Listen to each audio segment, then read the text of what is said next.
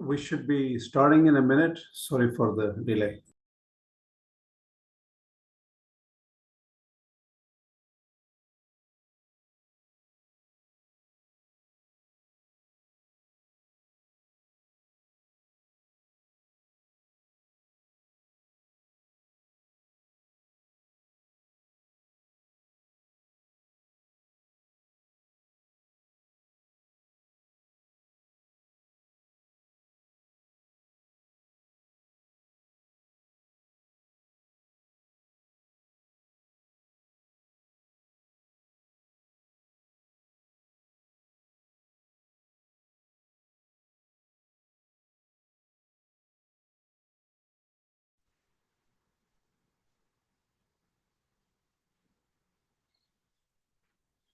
अस्मद्गुरुभ्यो नमः अस्मत्परमगुरुभ्यो नमः अस्मत्सर्वगुरुभ्यो नमः श्री कृष्ण परब्रह्मणे नमः श्री लक्ष्मी नृसिंह परब्रह्मणे नमः श्री लक्ष्मी हायवदन परब्रह्मणे नमः सर्वं Shri कृष्णार्पणमस्तु. Okay, you can hear me well? Yes. Good. Okay, what I will do is I'll show you something as to what I'm dealing with, right? That'll help you understand why it is taking so much time for me to do many things.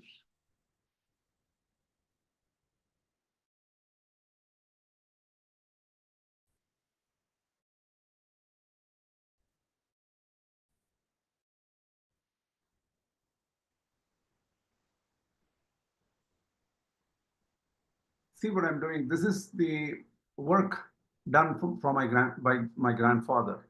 Okay, yeah, it is. I think you can see my screen. So this is his original work on Kena Upaniṣads, and I have to read his handwriting and figure out what he's talking about. And also, I'm comparing with some of the information is not very clear here, so I have to go and then look at his book, which is Īśāvāsya Upanishad. I'll show that to you also.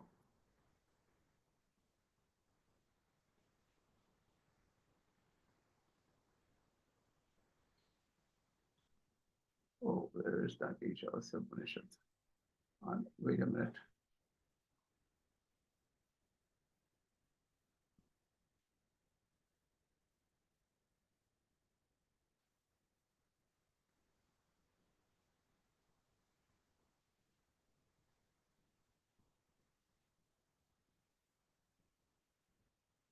I'm showing you the Īśāvāsya Upanishad.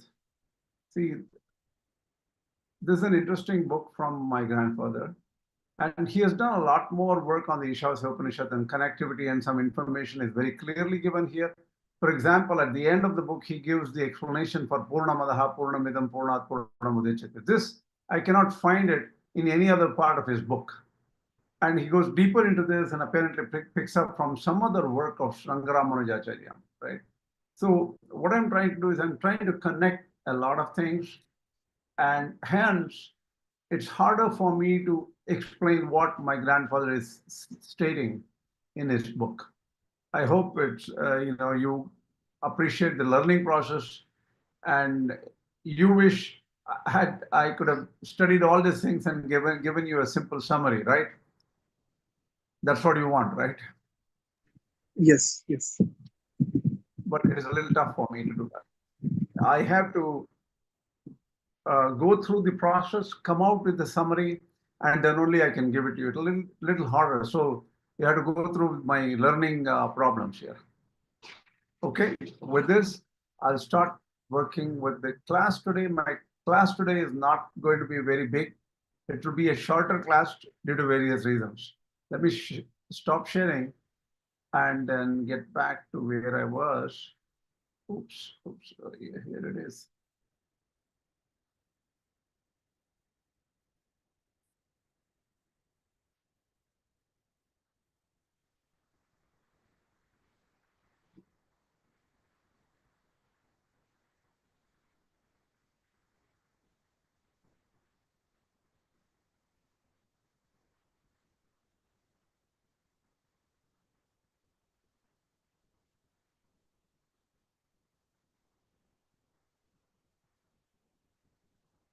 you can see my screen, right? Kena Upaniṣad lecture.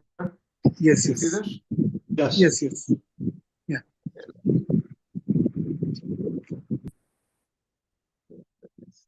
Okay, very good. So what we are doing here is, we are going through Sampatanga's book on Kena Upaniṣad, and it is lecture 30 now. Okay. What we did earlier, we explained the first 3 verses of Kena Upaniṣad, starting from Om Keneshitam Patati Preshitam Manaha, and we went till the 3rd verse. Natatra chakshur gacchati navag gacchati namo namanaha no manaha navidmo navijanimo yatha etad anushishyat. We finished so far in the last few classes. Now we have to. Yesterday, Suresh Iyengar mentioned about Dharmabhūta-jñāna. I wanted to go deeper in it because I want all of you to get a very good understanding of the concepts. If you don't understand the concepts, you will not understand Sampatanga's work on the Upanishads. And why is it important? It's very critical to have a conceptual view, even to understand Ramanuja Bhashya deeper in a profound way. You need to have concepts very clearly in your mind. And believe me, some of these concepts are becoming clearer and clearer, like almost like chiseling a sculpture, right? When you chisel more and more and we make it clearer and clearer, the object becomes more clear, right? That's what is happening even in my own mind. Okay. Now, let's try to understand Dharmabhūta-jñāna. See, this picture I wrote long time back. By the way, because I taught the Īśāvasya Upanishad earlier to the Hindu University of America, I taught some Bhagavad Gita classes, so many of them, maybe 195 of them. I created a number of PowerPoints. It's a little hard for me to figure out where I put what PowerPoint. And luckily, when I put it up to the drive, Google Drive, and do a search on it, it will pick up the right PowerPoint if I do the search. So it's very interesting. Whatever work we did for the last 5 years is of great use for myself to start with. Here, if you look at it, this circles, this set of circles, just shows our life here. The background here is the world and the universe. Okay, it represents the world and the universe. The white circle represents our body, physical body, gross body, made of matter. The green circle represents the sūkṣma-śarīra, or the subtle body, or the antahkarana, or the inner organ. That includes mind and senses, ahankara, all these things are included there. And this is the Viśiṣṭādvaita model. We are discussing the Viśiṣṭādvaita model of self and the external world. Right? And the yellow one is Jīvātman. These are all physical, they're all just logical models, right? Don't take this as the actual 3D concept. Don't do that. It's just how Viśiṣṭādvaita thinks about this model, right? So the yellow one is Jīvātman. Sitting inside the yellow one is the Paramātma, which is the inner dot. So Paramātma is an antaryāmin, that is, he is sitting inside and controlling this Jīvātma. But he gives freedom. So Jīvātma has limited freedom given by the Lord, who is the antaryāmin, Paramātma. And subtle body, I told you, when people die, the gross body falls off, but the Jīvātma, along with Paramātma, along with the subtle body, travel to another, travels to another body based on karma. And that continues. Actions continue there in the new body. So Jīvātma is a spiritual entity. So physical representation is wrong, right? Physically you cannot represent Jīvātma. Some people say Oh, don't you think, okay, let me ask you a question quickly.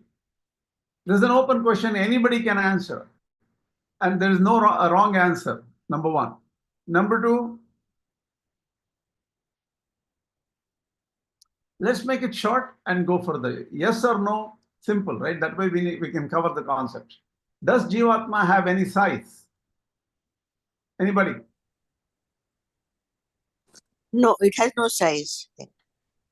No. Okay. Then why do people say, the Shastras say that 1/100th of the size of the horse's hair is Jīvātma. Eshonuratma chetasa veditavyaha. This is anu. This is very small. And it says valagrashata bhagasya shatada kalpitasya cham jivo bhagah savignyayah tacha anantyaya kalpate. I think this is in Shvetashvatra Upanishad. Valagra means the horse's hair. It talks about a very small size, 1/100th of the size of the tip of the horse hair, it says. Why is it indicating size as very small? The Shastras are lying, and in fact, the greatest of the acharyas believe that Jīvātma is very small in size, extremely small. We cannot see, but it is there. Huh? We cannot see, but it is there. That is why it is so small. See, but it is there. But can Yeah. you talk about the physical size of Jīvātma at all, is the question. Because it moves from one body to another body, so it cannot be Vibhu. It has to be Anu. It has to be Anu, okay? Okay, then can you really talk about the size of a Jīvātma? It doesn't have material existence, does it?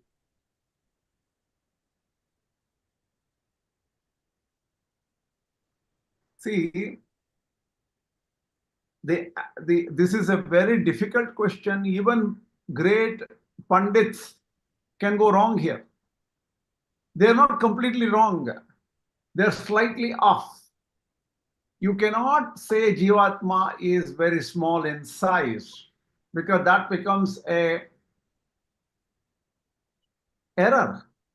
That's an error. The reason is Jīvātma is a spiritual entity.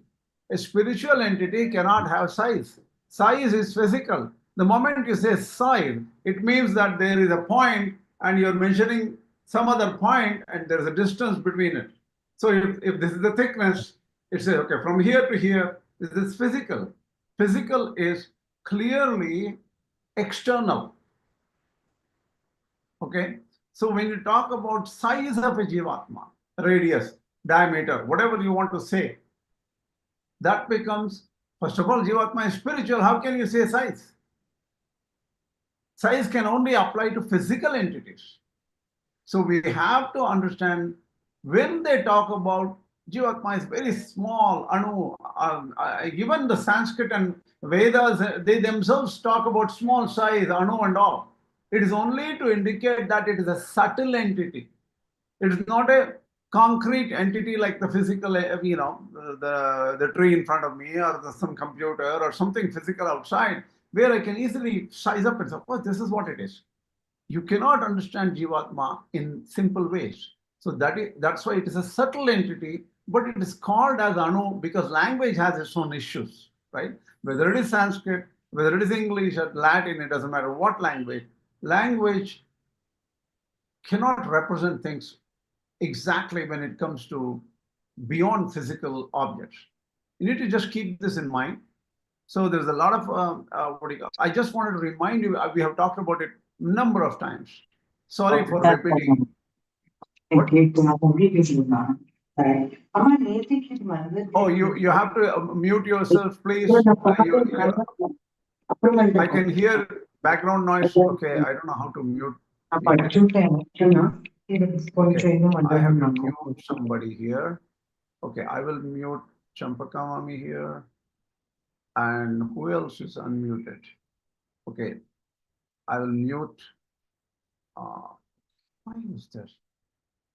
I cannot mute someone here. Oh, sorry. Ramanujan, please mute yourself. I don't know how to mute you because it will avoid background noise. That's why.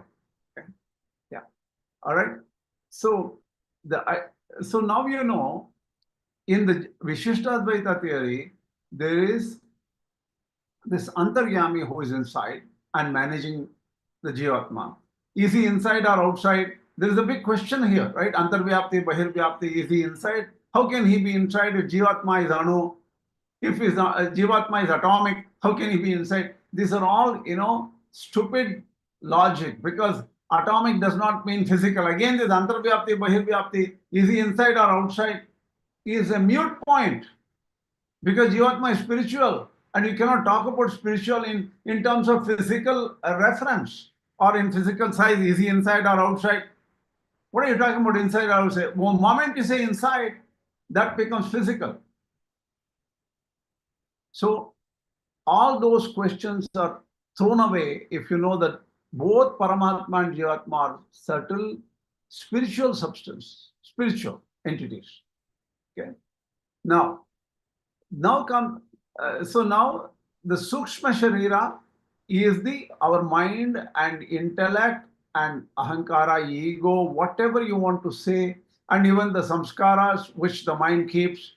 Our mind database it's in the chitta, and that is also included in the subtle body.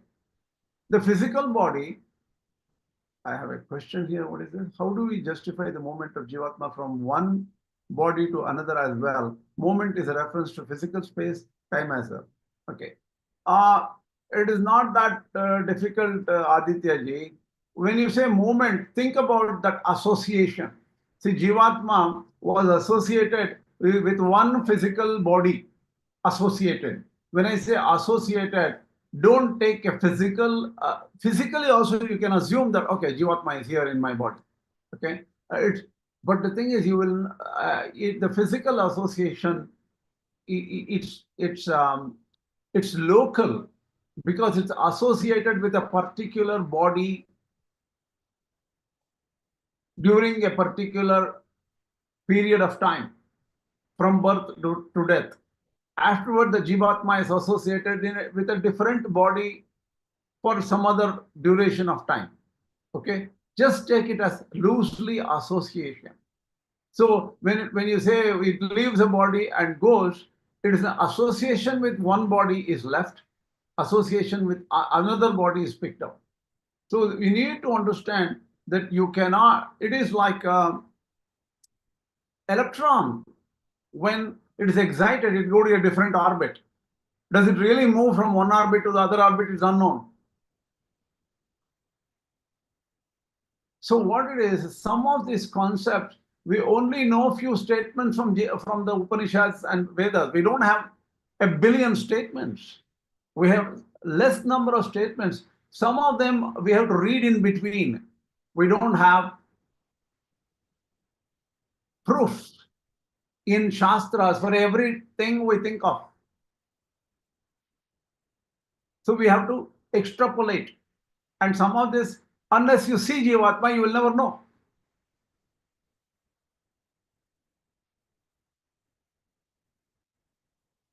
Textual knowledge is very, very superficial. If a person comes out of school after 45 years of study, and he comes out and says, I have studied grammar, Tarka, Vedanta, Upaniṣads, षड्दर्शnas, Brahma Sutras, Bhagavad Gita, everything. Suppose he says, ask him a simple question. Have you seen Jīvātma? Have you realized Jīvātma? Well, I didn't have time for it. Just keep quiet. You don't know that. That is why in Bhagavad Gita, Krishna clearly says, Ascharyavat pashyati kaschidenam, Ascharyavat vadati tathaiva chanyah, Ascharyavat chaina manya shunoti, Shrutva pyenam vedana chaiva kaschit. Somebody says, oh, Jīvātma is all like this, and Ascharya. He talks about Jīvātma. Somebody listens about Jīvātma. Somebody studies about Jīvātma. None of them know.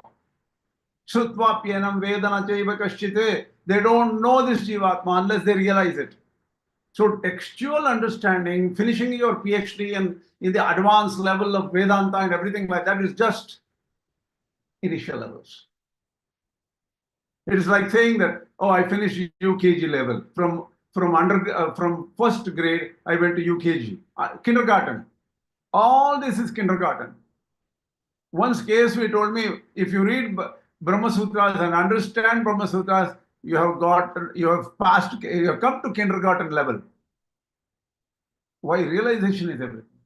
So when you say a Jīvātman leaves from one body to the other, the association with one body is lost and the association with in another body is picked up. That's the only thing you can say. Movement, like a physical entity, cannot be explained like that. It's far too, it's experienceable, maybe. Utkramantam sitam vapi bhunjanam va gunanvitam vimudhan anupashyanti pashyanti jnanachakshushaha. This is the 13th chapter of Bhagavad Gita. Utkramantam va sitam vapi. Utkramantam means the Jīvātma leaving the body. Utkramantam. Sitam vapi. Jīvātma sitting inside the body.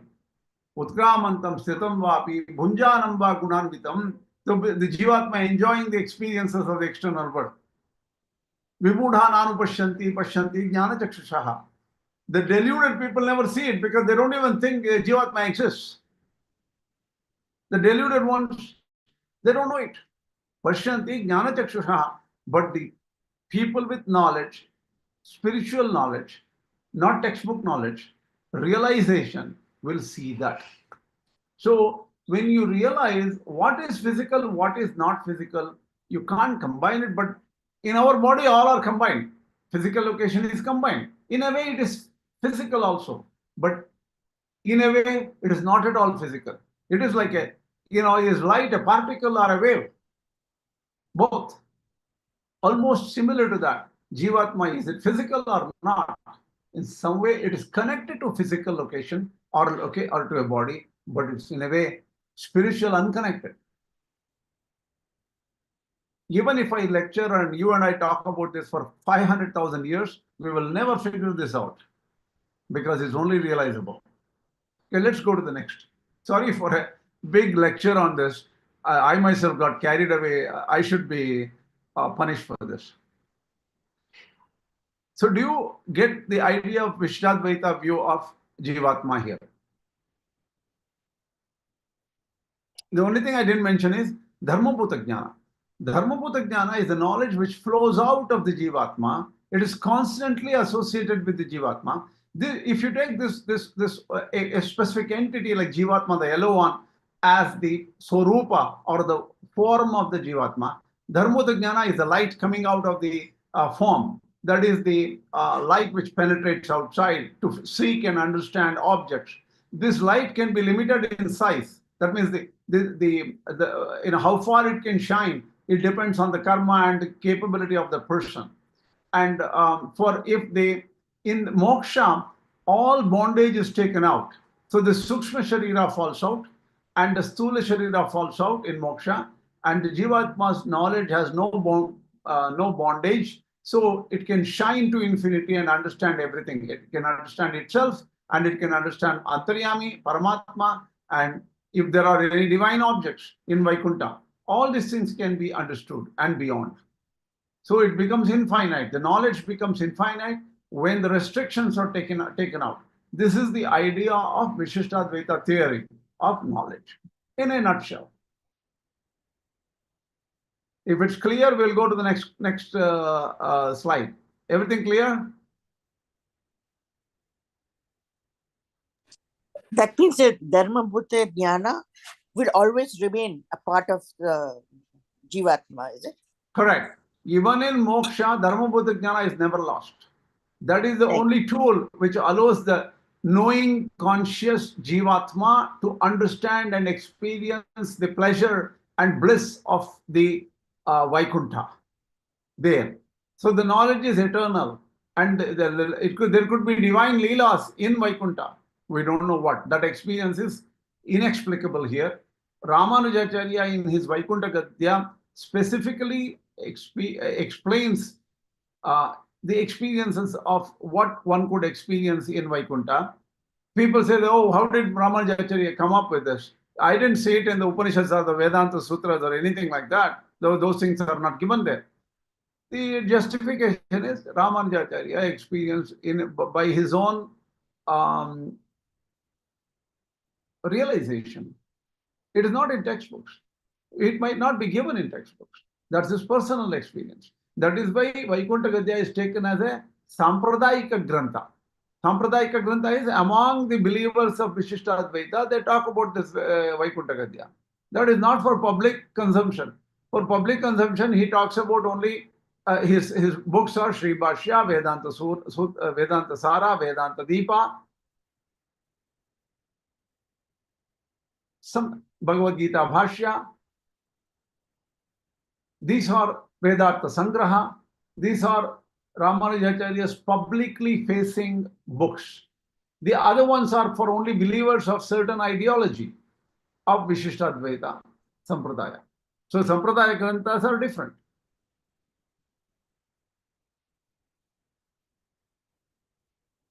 Okay, now let's go further. So, how do I see objects according to Viśiṣṭādvaita?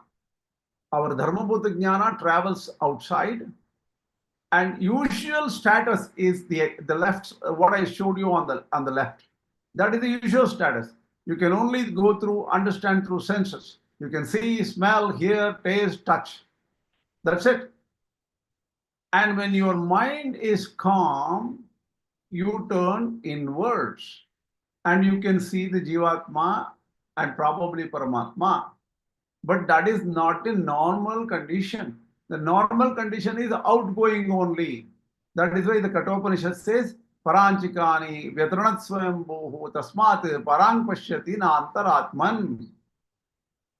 Kaśchid dhīrah pratyagatmanam aikṣat avritta chakshuhu amritatvam icchanne. That is Kena Upaniṣad.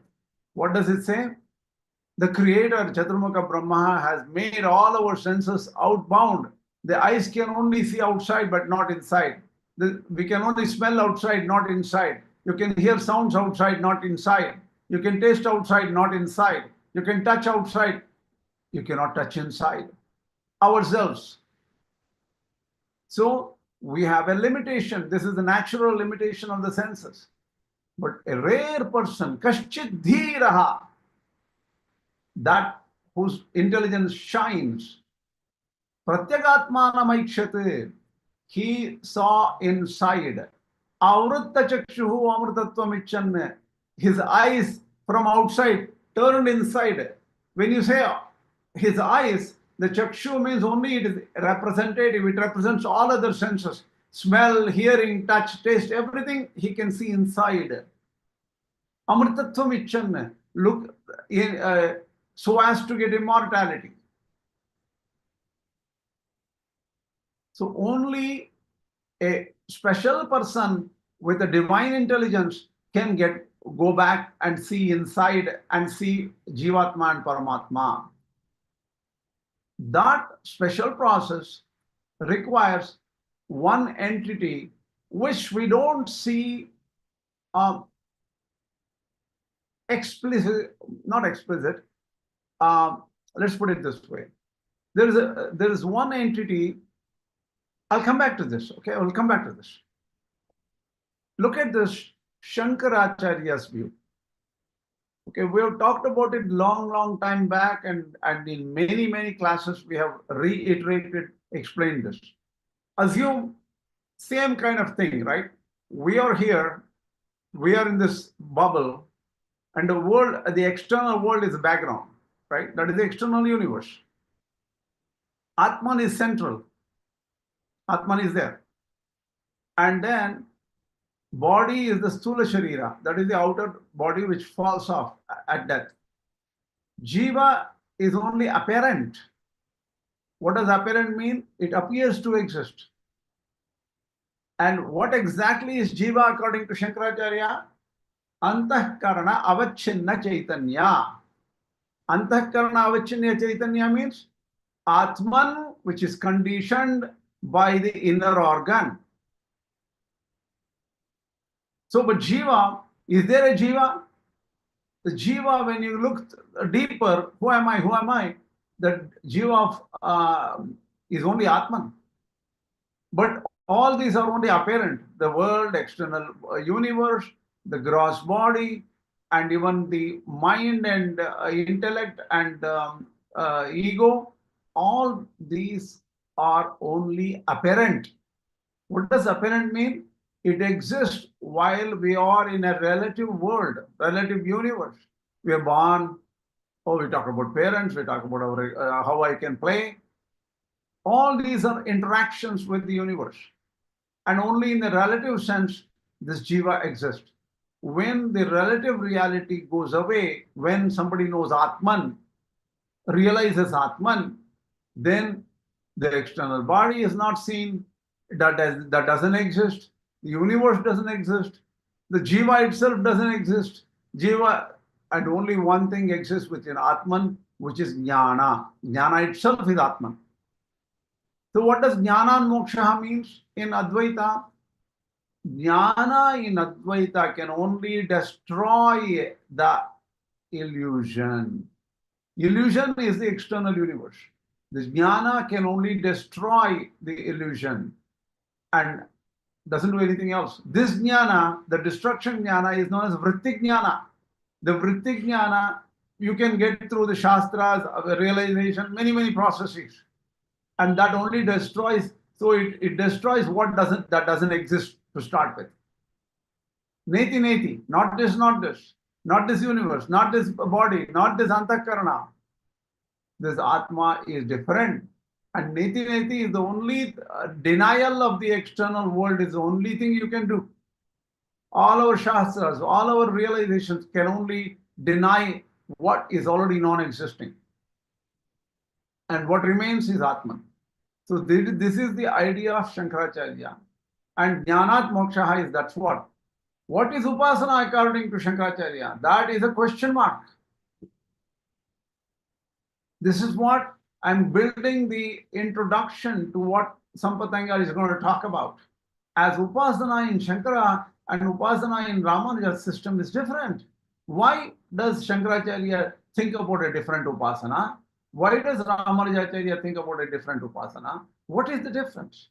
So this we will talk eventually. I'm just building the fundamentals. And I want all of you to go back and think about this class, because in the next class, we will go into much more detail as to how Sampatanga views the next few verses in the Kena Upaniṣad. So far, is this very clear to you? Everything okay? I have one question. What? I have one question. When we say bhuta or an element, how do we understand it in both in terms of Advaita and Viśiṣṭādvaita? Bhuta means what? What are you talking about? Bhuta means in what respect? Bhuta Substance. is an entity, right?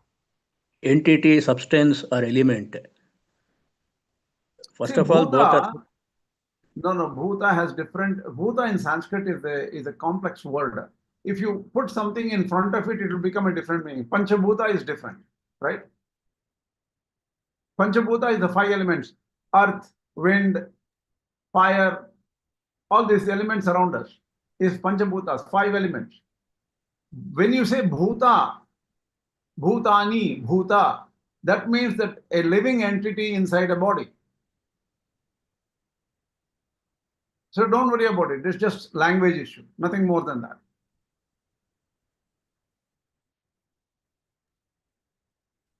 Any other question? I have a question. So, Okay. according to Śaṅkarācārya, once we realize, is it permanent, or it just when we attain moksha, is that permanent? Once we reach it, that's it, or we'll come back and then do something afterwards, or It's a very good question. See, this is a very good question. This is Jivan, the concept of Jivan Mukti. Jivan Mukti means a person can right here while living be completely one with Brahman, and his body is only for others. He doesn't have a body. He's already realized. He's already mukta. He's got moksha. That is, he's one with Brahman. But the other people think that he's moving around and things like that. And this last body will fall off. Once that falls off, and that person never comes back to the cycle of births and deaths. So the concept of Jivan Mukti is there in the Advaita. And this Jivan Mukti concept is seriously questioned by other acharyas. Oh, okay. Okay. Yeah. Yeah. Other acharyas think that you are either bound or you are released. There's nothing in between. But the thing is, they do agree with the in-between stages. We'll come to that later when it is relevant. Now it is not relevant. Okay. Okay. Okay. Thanks. Now we go further. I Swami, hope there are just no one other more. questions. Everything clean? Just one more question here. You said that the knowledge that destroys the seeing of the external world is called as vritti-jnana. But isn't it the knowing of the external world called as vritti-jnana, and the knowing of the self as brahma-jnana or akhandakara vritti, different kind of vritti? Vritti-jnana is that of the knowledge of the antakarana, right? So all external world. Yeah, all external world Similar thoughts and to- everything are vritti-jnana. Yes. Yes. Similar to what Dharmabhūta-jñāna in Viśiṣṭādvaita See, system, right? there is no knowing of Brahman itself in Advaita. Brahman is not It is knowable all- as an object. It is always known, like it is self-known. It's always right? known. It's an existing entity. Right. Ever So the existing entity. and this the appearance of the external world goes only when Brahman is known, right? Not only by negating the outside world, but actually knowing when Brahma-jnana appears, that's when the external world goes away, right? No.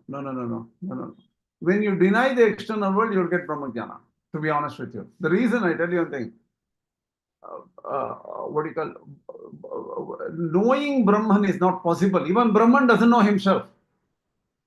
See, you have to understand, you have to remember a long time back, we talked about this in the Narada Sanat Kumara Samvada, called in the Upanishad, Chandogya 8 or Bhuma something Vidya. like that. Bhuma Vidya. Swami, I Bhuma understand. Bhuma Vidya. In that it says, Swatmanam api na janati. Brahman doesn't know himself. Yes, I completely understand. It's forgive me for using words that are unclear, but only when somebody knows Brahman, or this knowing is not how you say. I understand that, but when Brahma-jnana happens for that individual, so-called individual. See, the thing is, Brahma-jnana also see, if think about it, remember the people who crossed the river, 10 people crossed the river, and they did not count each one did not count himself, and counted only 9, and said that one person is dead, right? And a third person comes up there and says that, Dashamastvamasi, you are the 10th person, right? Just by that knowledge, is, oh my God, nobody is dead. I'm very happy. We can go home, right? How did it happen? It's just knowledge. So by knowledge, you know that you are Brahman. Just by knowing that the statement that Aham Brahma Asmi, just by knowing I am Brahman, that's all. Then you already know. Then you may ask the question, everybody knows, just by hearing the word Aham Brahma Asmi, everybody seems to be self-realized now. Why are we not self-realized? Why are we struggling? Because only to the right body, mind, intellect, the samskaras, we are we have mixed and impure samskaras. If your samskara is pure, you should directly realize that you are Brahman according to Advaita.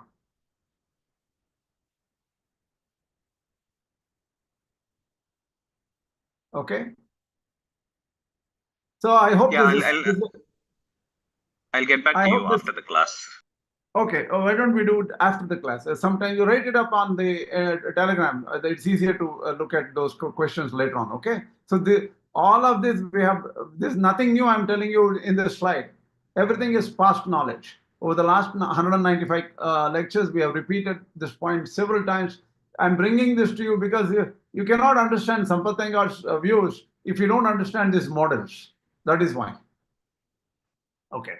Now we are still coming to the very basic. Let me finish what I wanted to do today. Unfortunately, there are so many Sunday events in my life today. I cannot extend the class for a long time today, but I will only finish one verse maybe. That's it. And there's a lot of in-depth information in Sampatanga's views in the next few verses. So I will only finish one verse, maybe additional than what I dealt with in yesterday.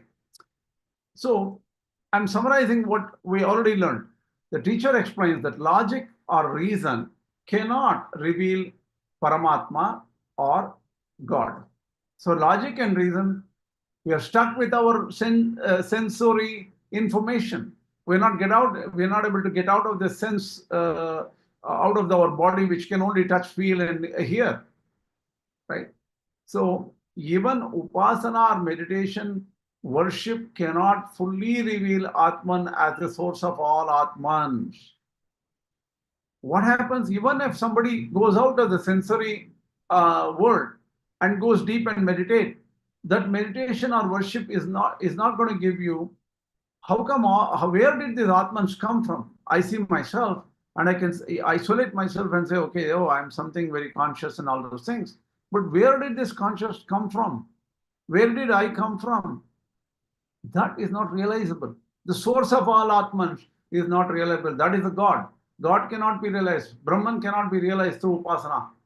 Upāsanā only shows Atman as being without particulars or varieties. The word Upāsanā means different things to different acharyas. We are now using the term Upāsanā in the Viśiṣṭādvaita view, and we will explain this a little later what exactly it means. Just assume meditation for now.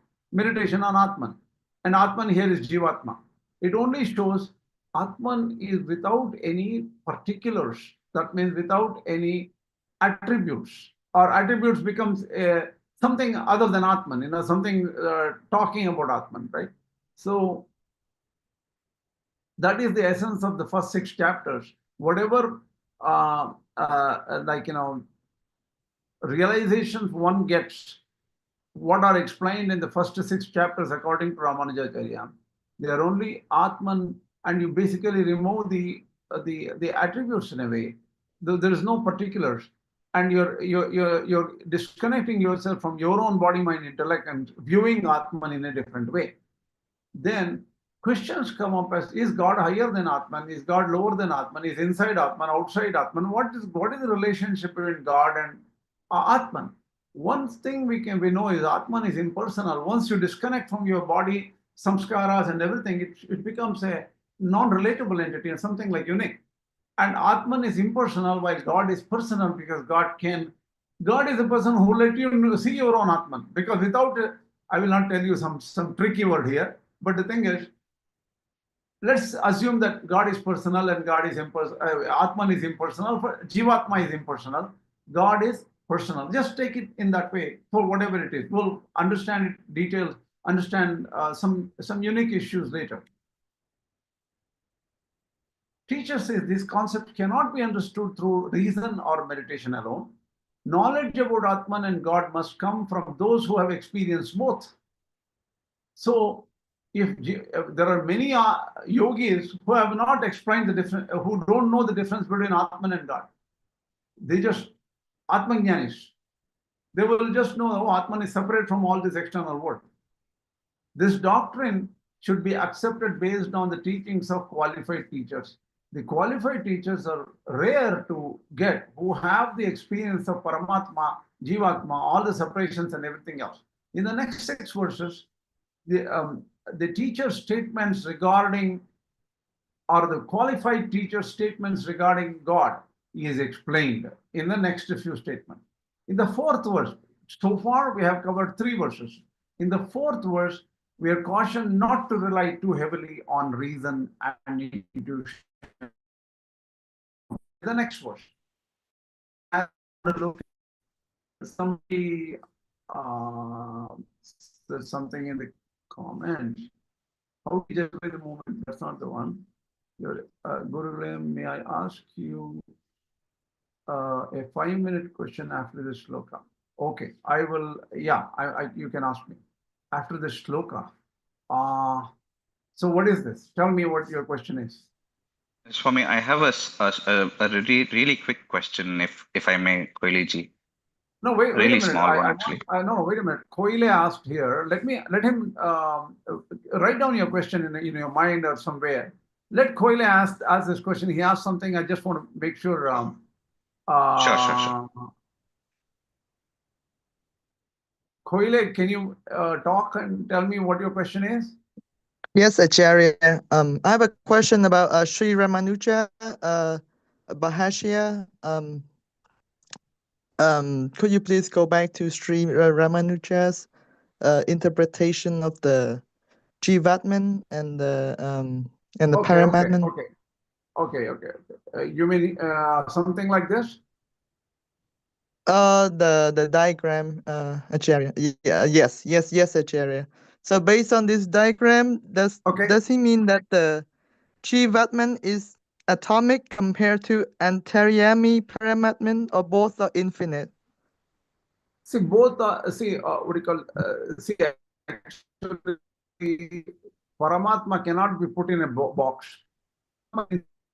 In nature, even if you assume there is no size, but he is all pervading.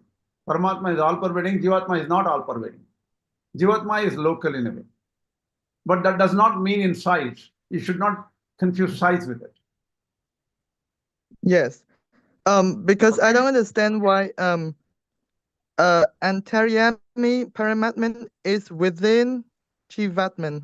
Because I have an analogy. It's the tree of Jīva and Atman. So it's the parable of the two birds on the tree. It's in the Rig Veda Samhita 1.164, the Mundaka Upanishad 3.1, the Śvetashvatara Upanishad 4.6, and then the Annapurna Upanishad 4.32. So the parable of the two birds. Okay, so the thing is, two birds perched on the tree of Prakriti. Prakriti is matter, and two birds are Jīvātma and Paramātma, right? Yes, the other bird is just a reflection of the Paramātman. So the Jīvātman is just it's just a reflection of the Paramātman. See, there the reflection doesn't come in there. There are two separate birds there. Oh yes. Okay. But so then in the what is your question? But in the Rig Veda Samhita, there's a mentioning of the rays from the sun shining on the other bird. There's after the two birds, after the verse, the shloka of the two birds, there's mentioning of the rays from the sun. And I don't understand why the rishis put the rays there. Why don't we do one thing? Let us take this question later offline, okay? Because yes, it becomes too complicated for other people. We'll take it offline, okay? We'll discuss it offline, okay? Yes, Acharya, thank you. Namaste. Okay. What is your question, Aditya? You said something quickly. Let's see. Swami, can you go to the second last slide? The second last slide of today's class. This one? I don't see it yet. Second last is where we talk about Atman as impersonal and God as personal. Yeah, here. So yeah, here Atman basically refers to Jīvātma, right?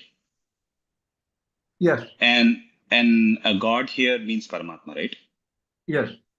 How is it that Jīvātma is impersonal and God is personal? And in the Viśiṣṭādvaita system, even both of them should be personal, right? Even Paramātma is personal according to Viśiṣṭādvaita. It's just in Advaita.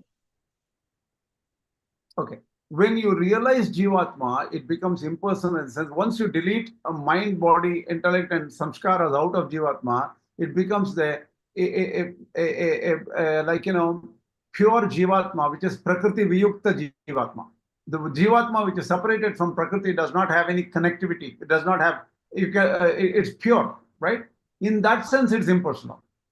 Why is God personal? Means God relates to every person separately. That is why. See, don't take this seriously. This is not a big equation in the world, right?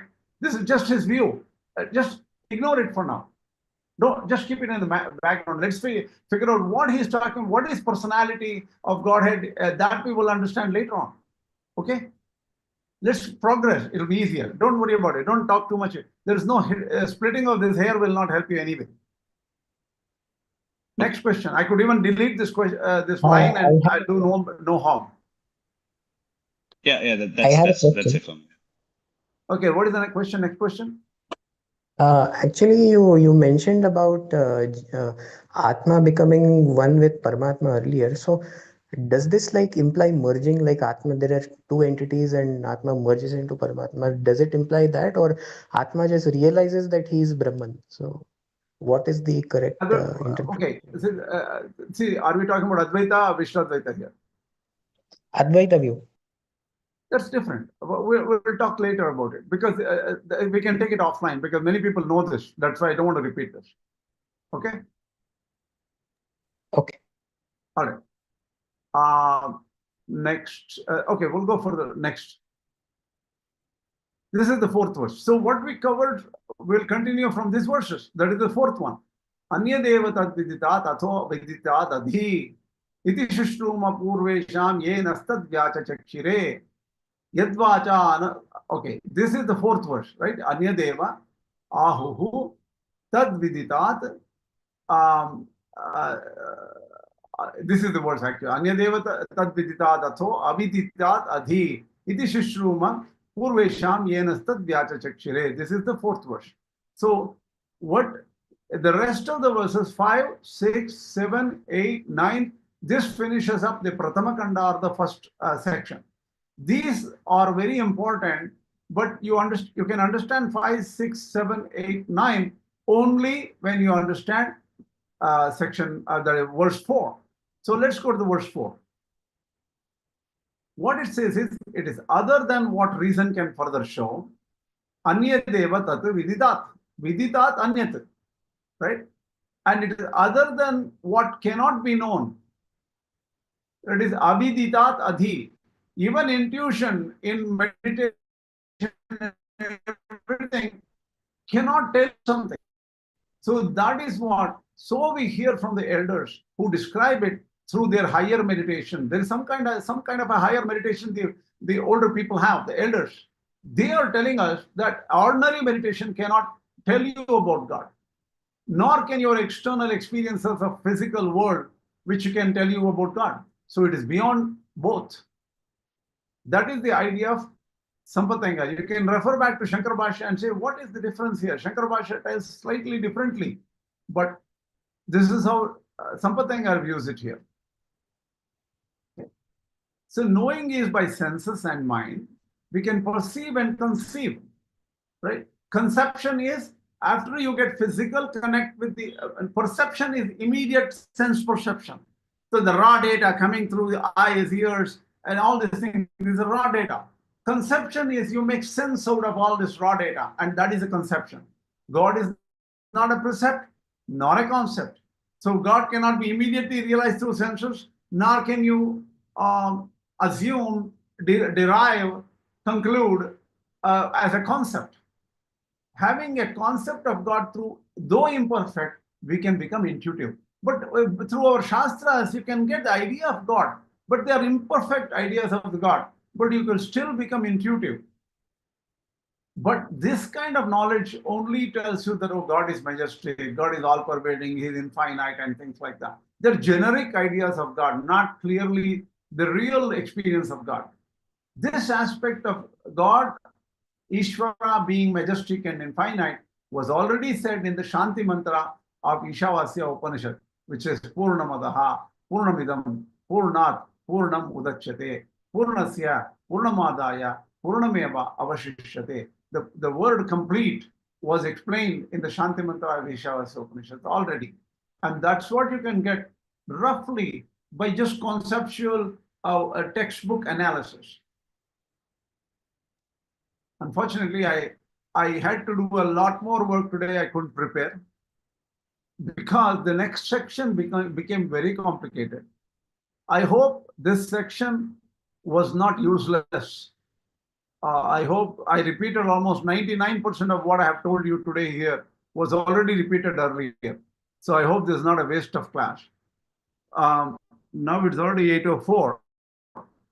So only thing I'm going to mention about this Pūrṇamadaḥ, Pūrṇamidam, Pūrṇāt Pūrṇamadachyate, what it says is God is complete. When you take something out of God, that is also complete. What remains is also complete. And that is what this Pūrṇamadaḥ is saying. What does this verse really say? It says that God is not a physical entity. Because even if you take an ocean and take a small drop of water out of the ocean, the remaining ocean is still the ocean minus the drop. So it is not complete. Right? It is physically not complete. But in the question of God, you take something out, it's still complete. Whatever comes, you take apart, that's also complete. Almost like a holographic imagery or something like that. So, and Pūrṇamadaḥ, Pūrṇamidam also indicates that from that Brahman, the universe comes forth. Universe is in itself somewhat complete. It is complete. And what remains is also complete. What was there originally is also complete. There's different meanings to this verse, Pūrṇamadaḥ, Pūrṇamidam, Pūrṇāt Pūrṇamadachyate. It only says, don't think of God in your physical, scientific kind of view. You will never figure that out. It is beyond physical. It is only realizable through some methods, which are known only to great selected acharyas or rishis in the past. Not every rishi was capable. Some rishis knew. So with this, what we do is in the next class, unfortunately, in the next weekend, we will be continuing with the Bhagavad Gita. But after that weekend, we will do Kena Upaniṣad for 2 days again, and we'll go much deeper into my grandfather's view of Kena Upaniṣad.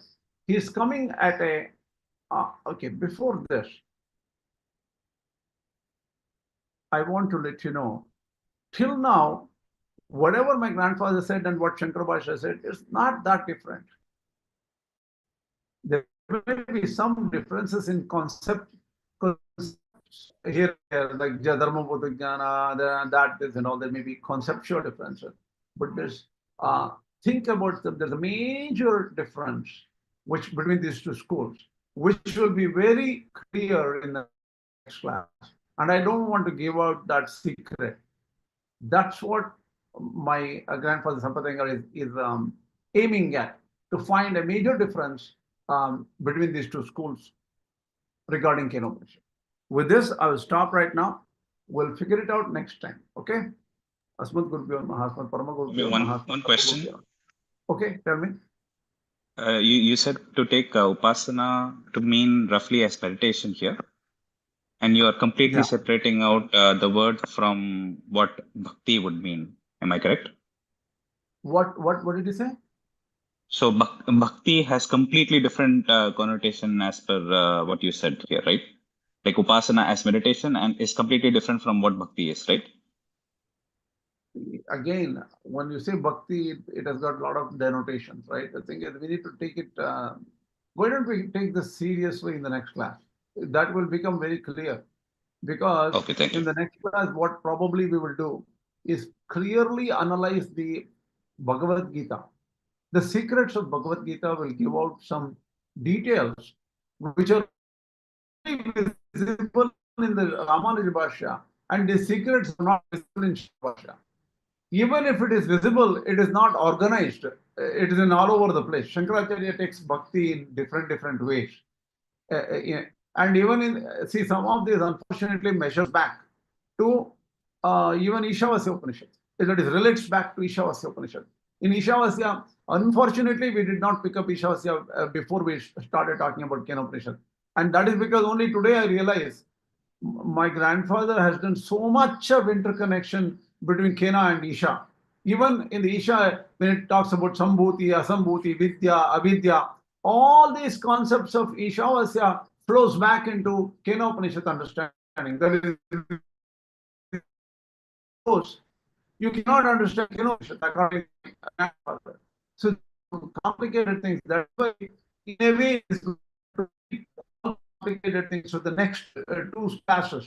So at least we'll have 2 hours of discussion on something beyond how does my grandfather connect Ishavasya with Kena. That's one thing. What are the concepts of Vidya, Avidya, Sambhuti, Asambhuti in Ishavasya? And how are these related to, see, Upāsanā, according to Ramanuja.org, goes through this process. Initially, it goes through first, not even Upāsanā. Initially, just focus on Jīvātma itself is difficult because our indriyas will disturb us, right? To just focus, you have to do something. Then you have to win over the external, that is attachment to the external objects. Then you will see Jīvātma, which is known as Atma Avalokana, seeing of Jīvātma. Then you see Atma Anubhuti, that is experience of Jīvātma. Then you see that there is something similar to Jīvātma, that is Paramātma is similar to Jīvātma. Then you see something more about Paramātma, saying the Paramātma is all encompassing and things like that. Then only when you know that rest, everything is connected and powered by Paramātma, you will get attracted to Paramātma more and more, and that becomes bhakti, which is in the 7th chapter. So the first 6 chapters doesn't talk about bhakti. And even beyond the 7th chapter, there are other issues like asking Paramātma to give us more power, like Aishwaryarthi, or asking Paramātma to give us absolute privacy, absolute separation from matter, that is Kaivalyarthi, and asking Paramātma to give Paramātma itself to us. That means you are everything, I don't want anything else, I'm not asking you anything. That becomes bhakti, bhakti yoga. And it goes beyond and beyond and beyond. And in that bhakti yoga, there is something known as Chit-Shariraka Paramātma Upāsanā, that is Paramātma as the inner controller of the external universe. That is Achit Shariraka Paramātma Upāsanā, by the way. Achit is not consciousness, that is matter. So Paramātma being subservient to this, that is this Achit or the external universe, or matter being subservient to God. That is one Upāsanā. Another Upāsanā is Jīvātma being subservient to God. That is known as Chit Shariraka Paramātma Upāsanā. And that is in generic. But the third level is sūkṣma-śarīra Paramātma Upāsanā. That is Paramātma as an antaryāmin of this Jīvātma. That is, Jīvātma is completely dependent on Paramātma. The Jīvātma doesn't even exist without Paramātma. And Jīvātma's purpose is to only serve Paramātma.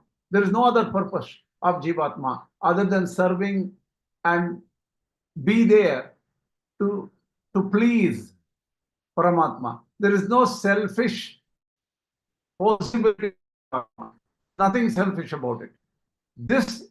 All these realizations become the part of Upāsanā or Bhakti Yoga eventually. So Ramanuja.org says Upāsanā is same as Bhakti Yoga in a way. But we need to separate this out clearly and understand the details. Otherwise, the languages will confuse you. Okay? We will learn about all these things in the next class. But it's a good question because it gives a sort of an introduction to the next class. Okay? Okay, thank you. Asmat Gurubhyo Namaha, Asmat Parama Gurubhyo Namaha, Asmat Sarva Gurubhyo Namaha, Shri Krishna Parabrahmane Namaha, Shri Parabrahmane Namaha, Shri Lakshmi Hayavadana Parabrahmane Namaha, Sarvam Shri Krishna Upaniṣads. Hope this class was useful. Was it? Or just a repetition? Revision class. It was interesting and informative too. Yeah, it organized the whole thing together. Yeah. Insightful again. Very good.